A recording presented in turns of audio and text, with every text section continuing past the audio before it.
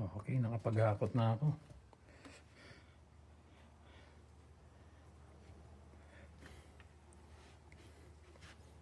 Okay. Pag-start na ako maghakot kanina, mga 11:30. Tapos, yun, pinagtiyagaan ko hanggang alas 4. So, ito, nakarami na ako ng pick up. Dito sa bag na to, padalaw-dalawang sapatos. Kaya kahit pa paano, nakarami na rin ako. 10 na atang sapatos yung naiuwi ko, na nadala ko rito. So, ito na yung mga nahakot ko ngayong araw ng Webes, day off ko. So, nag-start ako mga 11:30 ng tanghali. Natapos ako alas 4 na. So, ito na siya. Ilan yan? 1, 2, 3, 4, 5, 6, 7. 7 kahon ang nahakot ko ngayon. Ayan siya. Ito kasi, itong tatlo na to, ito yung in-order namin na dining chair. So, pag may time ako, i-assemble ko yung 6 na chairs na yan. Sa isang karton, 2 chairs. So, total of 6. Kasi 3 kahon yan eh. Pagka may time ako, pag walang pasok, pag sinisipag yan, i-assemble ko yung mga kahon na yan. O yung mga upuan na nasa loob ng kahon. So, pagka-deliver ko na o pagka-pick up ko ng mga kahon na ito, syempre may mga laman niya na kailangan na i-set up. So, ito yun.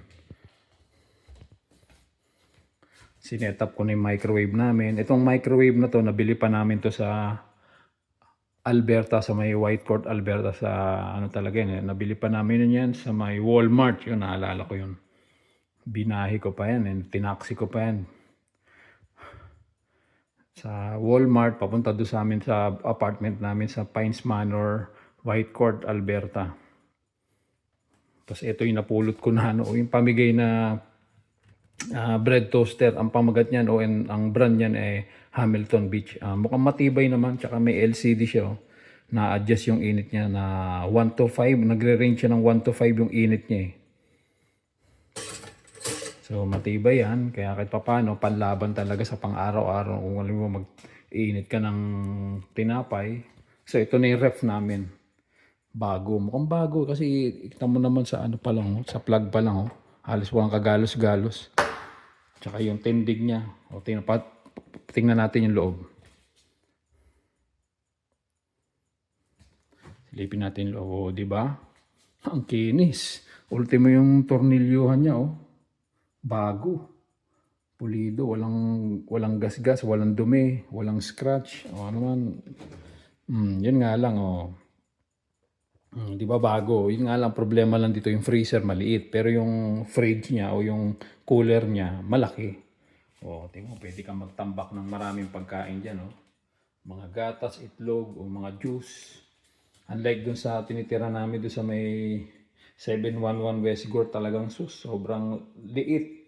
Talagang nahihirapan kami mag-stock ng mga gamit. Talagang minsan sinasaksak na lang namin, pinipilit na lang namin para lang magkasya. O kaya naman, ang ginagawa namin, nililimatahan na lang namin yung aming pagbili.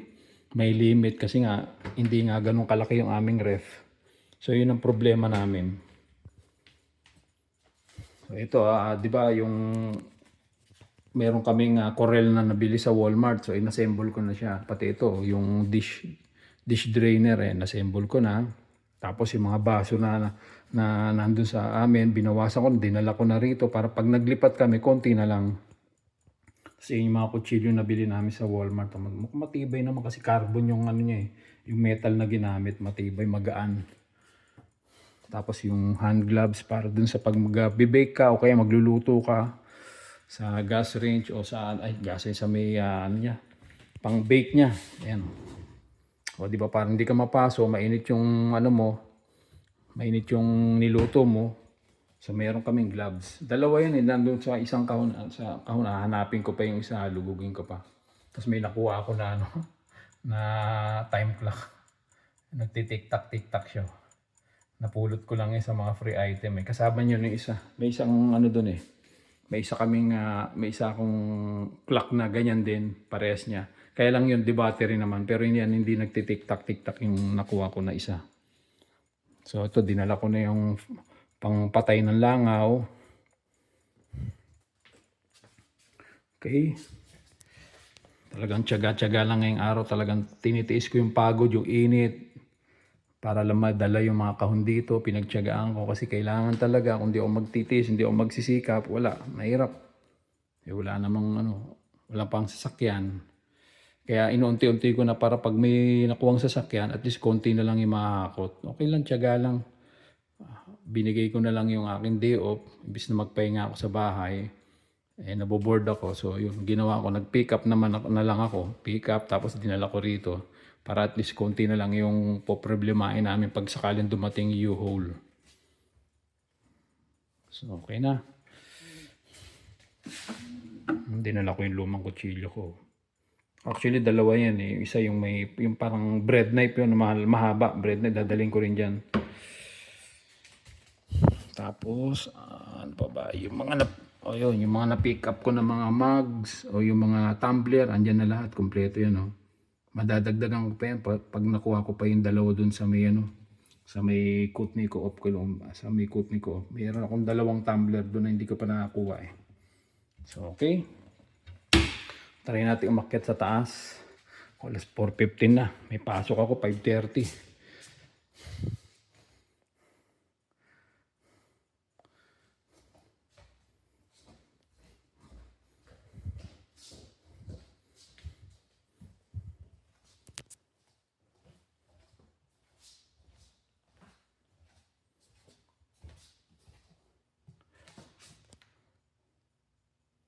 Luwang, no?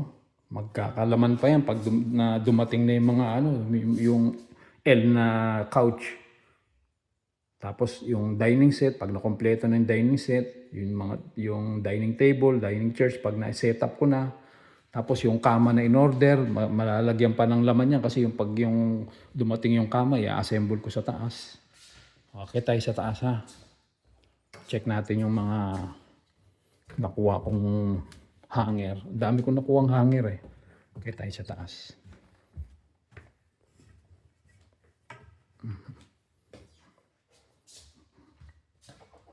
Di ba luwang? Luwang.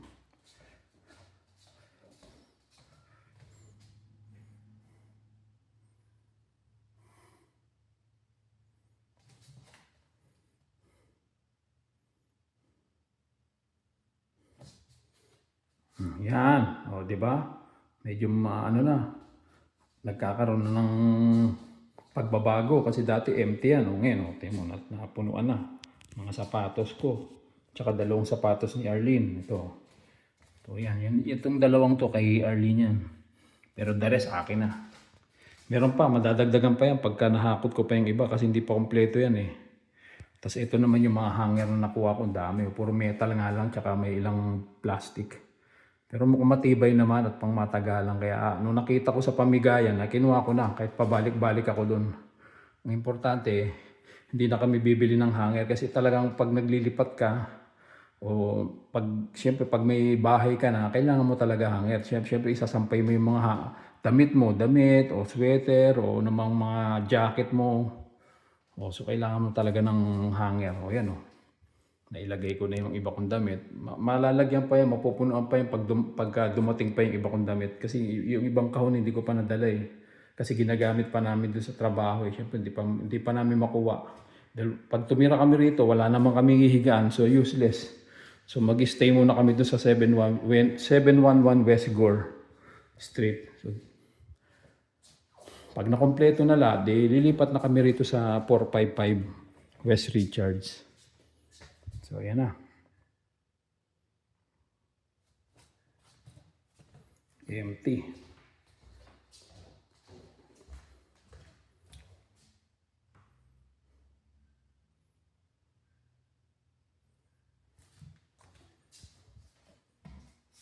Yan sa kapitbahay namin, no?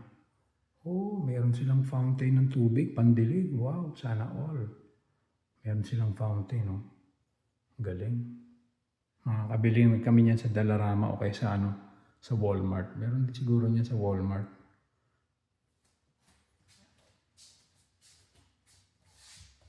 Okay. Empty pa, oh. Ito yung second room. Empty pa. Wala pa nakalagay. Ito yung kay Makmak tsaka kay Miggy. O ito naman yung kay Misha, yung malapit sa CR.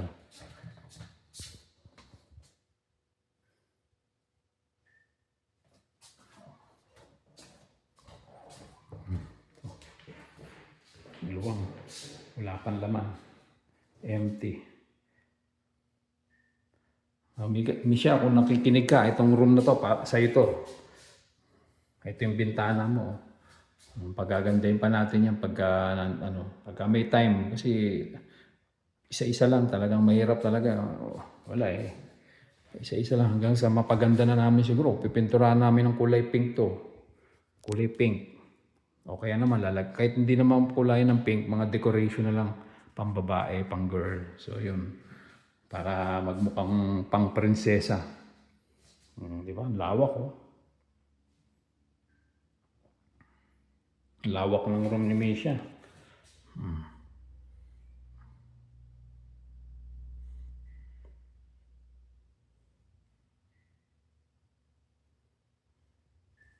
Okay?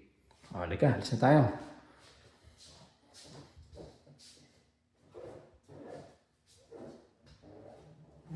So, ito naman yung CR. Pagagandahin pa namin to. Kasi wala pa. Oh. Wala pang kalaman-laman. Empty pa. Kadiri yung katawan ko. Payatot. O, yan na lang. Basta yung salamin. Ito yung inodoro. O, yan. Lumang-luma talaga. Pati yung lababo, luma. Yung bathtub, luma. Kita mo naman, may mga molds pa sa gilid. Ang maganda lang dito yung shower niya, mukhang bagong-bago pa. Oh. Pinalitan siguro ng dating tumira rito, yung nangupahan. Okay, tapos kailangan na rin ng shower curtain. Oh, ayan, wala pa. Empty. Tapos ito yung switch niya. Kita mo kung gaano kaluma yung mga switch dito. Kasi tinayo ito, 1960 o 1969. Sipin mo yan, 1969, hindi pa akong pinapanganak. Lahat ng mga rito, lahat ng mga gamit is luma. Yan, tingnan mo. Yung lagay ng tissue kung gaano kaluma. Hindi pa kami pinapanganak, nandito na to. May heater pa. May heater sa loob ng CR. Ito yung cabinet niya sa ilalim ng lavabo. Empty. Diyan natin ilalagay yung mga sabon. Buti na lang na linisan ng dating may-ari. Bago sila umalis. Kahit luma, basta't malinis, okay na rin. Pagtsatsagaan naman yun eh. Basta't malinis lang kahit luma. Diba? Kita mo naman kung gaano kaluma. Oh. Bakas ng kalumaan. Ayan, tingnan mo. Lumang-luma. Tsaka halos naninilaw na sa kalumaan. Ewan ko kung kaya ng sunrox yan. Kahit sunroxin mo yun, wala talagang magagawa dyan. Si luma eh. Okay. Patayin na natin. Okay. Baba na tayo. Ito yung kwarto ni Misha. Sa third room. Tapos yung kwarto ng dalawang lalaki. Kay Makmak niya kay Miggy. Ito. Yan. Second room. Ito na siya. Empty. Wala pang kama. Pati kay Misha. Pati sa amin. Wala pa. Diba? Wala pang kama. Kasi parating na yung kama eh. Pag dumating yun assemble ko. Lalagay ko rito. Assemble ko na siya. Para makasetup na. Dito. Dito ko ipipwesto yung kama. Yan malapit sa may bintana. Yan. Okay. Ito na siya. Nagkakaroon ng kulay. Okay. Babaan tayo. At may pasok ako. 5:30. Dumaan lang ako rito para mag-pick up. Mag-deliver. Pick up, deliver. Isipin mo yan, pagod. Yung aming hagdanan, luma. Yung carpet niya, luma na. Nagmamakaawa na. Parang gusto nang papalitan. Tingnan mo. May mga, may mga mancha-mancha pa. Parang may natapon na. Hindi ko alam kung ano yung natapon na yan. Hayaan mo na.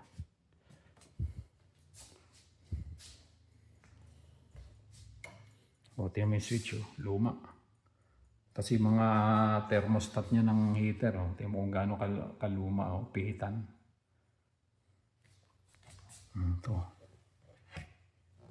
Yun sa, ano to, parang sa telepono to, telepono. Ito naman yung sa switch, ano niya, power outlet niya. Yun, mga power outlet kung gaano kaluma. Ito yung sa TV antenna. Yan o. Kung gusto mo mag-TV, kung gusto mo mag-antena, ito siya. Saksak mo rito. Ito yung power outlet niya. Oh. Okay? Tapos yung mga heater. Yung heater nasa ibaba. Oh. Laki ang haba. Oh. Diba? Luma din. Luma. Tapos yung mga Venetian plane, parang bugbog na. Kaya papalitan nga ito pagka nagkapera. Papalitan.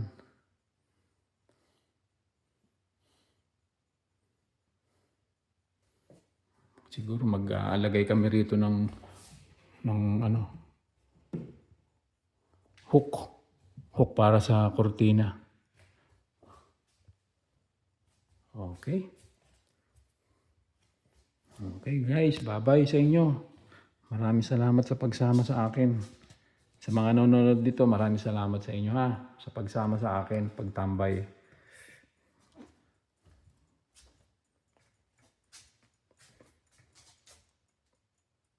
Lababo luma.